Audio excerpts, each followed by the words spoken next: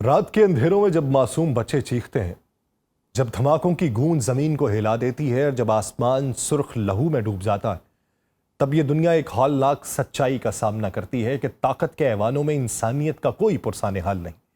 اقوام متحدہ کی قراردادیں بار بار ویٹو ہو جاتی ہیں، اسرائیلی بمباری ہر حد پار کر دیتی ہے اور وہ روبوٹ نما بارود سے بھرے ٹینک رہائشی گلیوں میں موت بانٹتے پھرتے ہیں۔ یہ سب کچھ اس وقت ہو رہا ہے جب امن کے نام پہ ہونے والے مذاکرات کار خود فضائی حملوں کی زد میں آ جاتے ہیں۔ سوال یہ کہ آخر یہ کون سا امن ہے جس کی دعوے دار میز پہ بیٹھنے والے اسی کو ہی نشانہ بنانے کا سوچتے ہیں؟ یہ کون سی دنیا ہے جہاں انسانی زندگیوں سے زیادہ ہتھیاروں کی قیمت ہے اور جہاں معصوم لاشوں پر سیاست کی بنیاد رکھی جاتی ہے؟ یہ بھیانک دوراہا ہے جہاں پہ ہم کھڑے ہیں، جہاں ہر فیصلہ انسانیت کے تابوت پر رکھا جا رہا ہے۔ آپ سب پر سلامتی ہوں، میں یاسر رشید ہوں اور آپ دیکھ رہے ہیں سنو نیوز۔ ناظرین، امریکہ نے ایک مرتبہ پھر دنیا کے سامنے وہی چہرہ بے نقاب کیا ہے جو وہ ہر بار غزہ کے معاملے پر دکھاتا ہے۔ اقوام متحدہ کی سلامتی کونسل میں جب جنگ بندی اور انسانی امداد کی ترسیل پر عائد اسرائیلی پابندی ختم کرنے کی قرارداد پیش کی گئی تو 15 میں سے 14 ممالک نے اس کے حق میں ووٹ دیا، مگر امریکہ نے مستقل رکن ہونے کے ناطے ویٹو کا ہتھیار اٹھا کر پوری دنیا کی آواز کو دبا دیا۔ یہ پہلا موقع نہیں تھا، بلکہ تقریباً 2 سال سے جاری اس خونی جنگ کے دوران یہ چھٹی مرتبہ ہے کہ امریکہ نے اپنے اسرائیلی حلیف کو بچانے کے لیے سلامتی کونسل کی قراردادوں کو روند ڈالا۔ امریکہ کا موقف ہمیشہ کی طرح یہی رہا کہ ایسی قراردادیں امن مذاکرات کے راستے میں رکاوٹ بنتی ہیں، مگر سوال یہ ہے کہ کون سے مذاکرات کہاں ہو رہے ہیں؟ وہ مذاکرات جنہیں بگاڑنے کا ڈر امریکہ کو ہے؟ کیا یہ وہی مذاکرات ہیں جن کے نام پر اسرائیل نے قاصدوں پر بمباری کی؟ کیا یہ وہی امن کی راہیں ہیں جو غزہ کے ملبے تلے دب چکی ہیں، جہاں بات چیت کی بجائے راکٹ اور بم گرائے جا رہے ہیں؟ امریکہ کی اس دلیل میں سوائے مکاری اور منافقت کے کچھ نہیں، کیونکہ مذاکرات تو پہلے ہی بارود میں دفن کر دیے گئے۔ امریکہ کی نمائندہ مارگن نے کونسل کے اجلاس میں یہ کہا کہ قرارداد حماس کی مذمت کرنے اور اسرائیل کے اپنے دفاع کے حق کو تسلیم کرنے میں ناکام رہی، اس لیے یہ قرارداد ایک جھوٹے بیانیے کو جائز قرار دیتی ہے۔ لیکن سوال یہاں یہ بھی پیدا ہوتا ہے کہ اگر انسانی قحط، بھوک اور زبردستی کی نقل مکانی کو جھوٹا بیانیہ کہا جا رہا ہے تو پھر سچ کیا ہے؟ کیا معصوم بچوں کے جسموں پر لگے زخم جھوٹ ہے؟ کیا غذائی قلت سے مرتے نومولود بچے افسانہ ہیں؟ اور اگر اسرائیل کے دفاع کے حق کا ذکر لازمی ہے تو غزہ کے لاکھوں بے گناہ شہریوں کے دفاع کا حق کس کتاب میں درج ہے؟ اس قرارداد کے متن میں بڑی سادگی کے ساتھ وہ سچ لکھا گیا تھا جسے امریکہ برداشت نہیں کر سکتا تھا۔ قرارداد میں غزہ میں بڑھتے ہوئے قحط اور بگڑتے انسانی بحران پہ تشویش کا اظہار کیا گیا تھا۔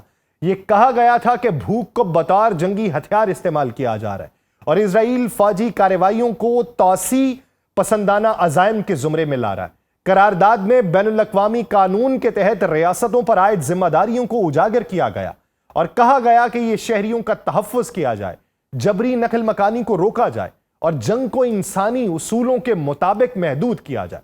مزید یہ کہا گیا، قرارداد نے 3 واضح مطالبے رکھے: 1، فوری اور غیر مشروط اور مستقل جنگ بندی جس پر تمام فریقین عمل کریں۔ 2، حماس اور دیگر گروپس کے ہاتھوں تمام یرغمالیوں کی فوری اور غیر مشروط رہائی۔ 3، غزہ میں انسانی امداد کے داخلے اور تقسیم پر عائد تمام اسرائیلی پابندیوں کا خاتمہ۔ یہ وہ بنیادی نکات تھے جو دنیا کی اکثریت کو ناگزیر محسوس ہوئے، مگر امریکہ نے اپنے ویٹو کے ایک لفظ سے انہیں کالعدم کر دیا۔ ناقدین کا کہنا ہے کہ امریکہ کی اصل پالیسی امن یا مذاکرات نہیں، بلکہ صرف اور صرف اسرائیل کو بین الاقوامی احتساب سے بچانا ہے۔ ہر بار جب اسرائیل کے جرائم پر انگلی اٹھنے لگتی ہے، ہر بار جب عالمی برادری مل جل کے ظلم کو روکنے کی کوشش کرتی ہے، امریکہ اپنے ویٹو کے ذریعے اسے ڈھال کے طور پہ سنبھال لیتا ہے۔ اس ڈھال کے پیچھے وہ سارے حقائق چھپ جاتے ہیں جو غزہ کی سڑکوں پر بہتے خون میں چیخ رہے ہیں۔ یوں لگتا ہے کہ سلامتی کونسل کی قراردادیں اب صرف کاغذی الفاظ رہ چکے ہیں اور ویٹو کا یہ ہتھیار انصاف کے لیے نہیں بلکہ ظلم کے تحفظ کے لیے استعمال ہوتا ہے۔ امریکہ کی زبان پر امن مذاکرات کا لفظ ہے، لیکن ہاتھ میں بارود سے بھری وہ قلم ہے جو ہمیشہ اسرائیل کے مفاد میں لکھی جاتی ہے۔ دنیا سوال پوچھ رہی ہے کہ آخر کب تک انسانی المیے کو نظر انداز کیا جائے گا؟ کب تک اسرائیل کے ظلم کو دفاع کے نام پہ جواز دیا جائے گا؟ کب تک غزہ کی خاک اور خون سے اٹھنے والی فریادیں ویٹو کی دیوار سے ٹکر کھا کر واپس لوٹ آئیں گی؟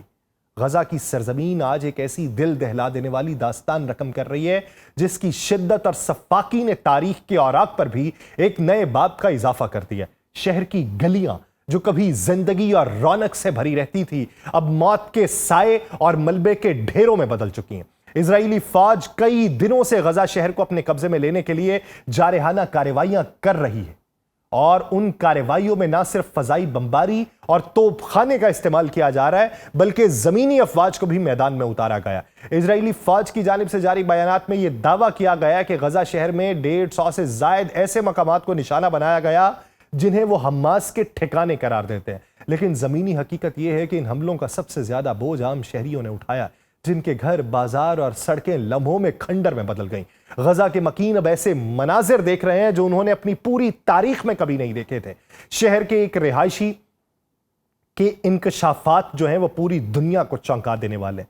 وہ کہتا ہے اسرائیلی فوج اب پرانی فوجی گاڑیوں کو بارود سے بھر کر انہیں ریموٹ کنٹرول بمز میں تبدیل کر رہی ہیں، اور پھر یہی بارود سے لدے روبوٹ رہائشی علاقوں میں دھکیل دیے جاتے ہیں۔ یہ پرانے ٹینک یا بختر بند گاڑیاں ہوتی ہیں جنہیں اسرائیلی فوج سڑکوں پر چھوڑ کر ریموٹ کے ذریعے کنٹرول کرتی ہے، اور جب یہ اپنے اہداف تک پہنچ جاتے ہیں تو چند لمحوں کے اندر زوردار دھماکے سے انہیں اڑا دیا جاتا ہے۔ دھماکے کے بعد پورا علاقہ آگ اور دھوئیں میں لپٹ جاتا ہے، آسمان خون کی طرح سرخ ہو جاتا ہے اور 500 مربع میٹر تک علاقہ ملبے اور تباہی میں ڈوب جاتا ہے۔ جو لوگ اس مقام کے قریب موجود ہوں ان کا نام و نشان تک باقی نہیں رہتا۔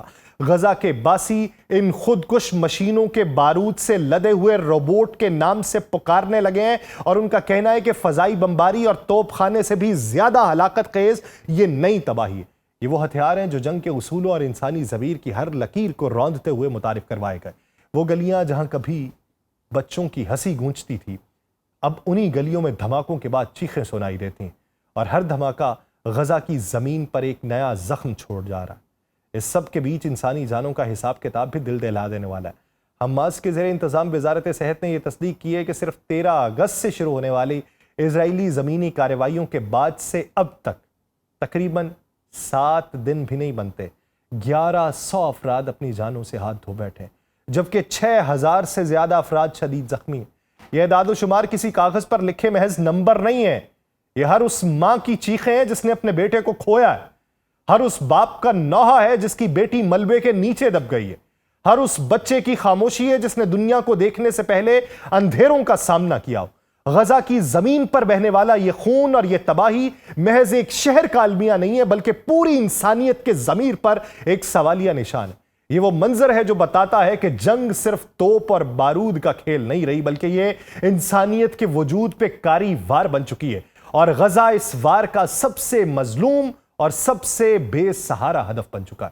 جبکہ دوسری طرف یہ امن کے دعوے دار، ویٹو پار کو استعمال کرنے والے یہ کہتے ہیں کہ امن خراب ہوگا۔ جنوبی لبنان میں رات کی درمیانی ساعتوں میں اچانک ایک بار پھر بارود اور دھوئیں کی لپٹیں دیکھنے کو ملی ہیں، جب اسرائیلی فضائیہ نے بڑے پیمانے پہ کارروائی کرتے ہوئے آسمان کو آگ اور دھوئیں کے پردے میں چھپا دیا۔ اسرائیل نے اعلان کیا کہ اس کے طیاروں کا ہدف ایرانی حمایت یافتہ مسلح گروہ حزب اللہ کے مراکز تھے، اور یہ کہ ان ٹھکانوں سے لبنان کے جنوبی علاقوں میں حزب اللہ اپنی سرگرمیاں دوبارہ منظم کر رہا تھا۔ اسرائیلی حکام نے دعویٰ کیا کہ نشانے پر وہ مقامات تھے جہاں ہتھیاروں کے ذخائر تھے اور جو معاہدوں کی خلاف ورزی کے مترادف تھے۔ حملے سے پہلے اسرائیل نے کچھ مقامات کو خالی کرانے کا انتباہ بھی جاری کیا، لیکن یہ انتباہ جنگی حقیقتوں کے شور میں محض ایک رسمی اعلان بن کے رہ گئے۔ حملے کے بعد فوری طور پہ کسی جانی نقصان کی اطلاع ابھی تک تو سامنے نہیں آئی، مگر فضاؤں میں پھیلتے دھوئیں اور زمین پر بکھرے ملبے نے یہ ضرور ظاہر کر دیا ہے کہ جنوبی لبنان ایک کربناک باب میں داخل ہو چکا ہے۔ اور یہ حملہ ایسے وقت میں ہوا جب گزشتہ برس نومبر میں اسرائیل اور حزب اللہ کے درمیان ایک جنگ بندی معاہدہ ہوا تھا۔ کہتے ہیں امن کو نقصان پہنچے گا، جن کے ساتھ امن چل رہا تھا اس کو بھی سبوتاج کر دیا۔ لیکن اسرائیلی فوج کی مسلسل کارروائیاں اس بات کا ثبوت رہیں کہ وہ جنگ بندی کو محض کاغذ پر درج چند جملے سمجھتی ہے، زمینی حقیقت میں اس کی کوئی اہمیت نہیں۔ حزب اللہ کے ٹھکانوں پر مبینہ حملوں کا سلسلہ جاری ہے، اور ہر بار اسرائیل کے دعوے اور جواز وہی پرانے ہوتے ہیں: دفاع کی ضرورت، خطرے کی موجودگی، مخالفت کی خلاف ورزی یا مخالف خلاف ورزی کر رہا ہے۔ دوسری طرف لبنان کا موقف یہ ہے کہ اسرائیل کے یہ حملے نہ صرف خود اس کے وعدوں کی توہین ہیں بلکہ لبنانی خود مختاری پر براہ راست حملہ ہے۔ آن لائن سامنے آنے والی ویڈیوز اور تصاویر نے دنیا کو جنوبی لبنان کے قصبے مائسل جبل کا منظر دکھایا جہاں فضاؤں میں اٹھتے ہوئے دھوئیں کے بڑے بادل تھے۔ یہ دھواں اس بات کا گواہ تھا کہ حملے کے اثرات محض فوجی ٹھکانوں تک محدود نہیں تھے، بلکہ ارد گرد کے علاقے بھی ان کی لپیٹ میں آئے۔ اسرائیل نے اگرچہ کوئی ٹھوس ثبوت پیش نہیں کیے کہ نشانہ بننے والے مقامات حزب اللہ کے زیر استعمال تھے، لیکن اس کا یہ کہنا ہی دنیا نے کافی سمجھ لیا ہوگا کہ یہ حملے ضروری تھے تاکہ حزب اللہ دوبارہ اپنی سرگرمیاں نہ قائم کر سکے۔